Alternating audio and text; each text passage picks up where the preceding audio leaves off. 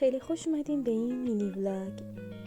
از آزمون سختم اومدم و تصمیم گرفتم که واسه سال جدید تحصیلی یه ذره خرید کنم.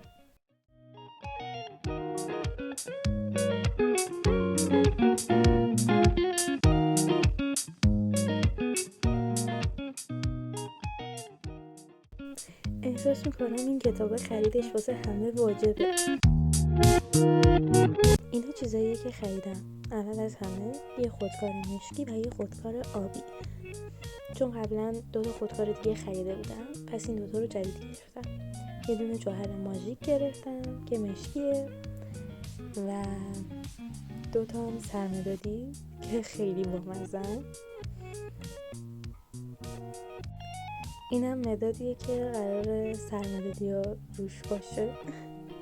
یه خودکار صورتی که به نظرم یه دونه رنگی همیشه لازمه و یه پاکن مشکی فابرکاسل و یه دونه پاکن عادی سفید.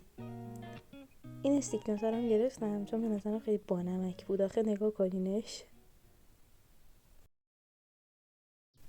آیتم بعدی این کلاسور هست که طرح سیاره زمینه. من قبلا یه سری دفترها گرفته بودم که طرح سیارات مختلفن و این خیلی باحاله. خفن‌ترین خرید امروز قطعاً این بازیه.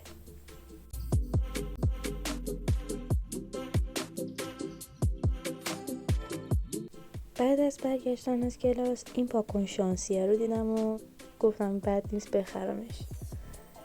دادام کردم که توش چیز بانمک و کیوت باشه که وقتی بازش کردم به نظرم ارزشش رو داشت.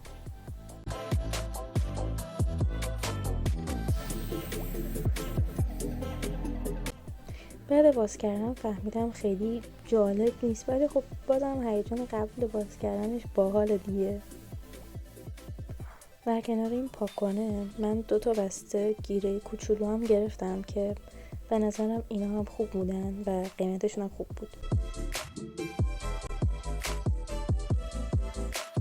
خب ولاگ امروز تموم شد. خیلی ممنونم که همراه هم بودین. خدافظ.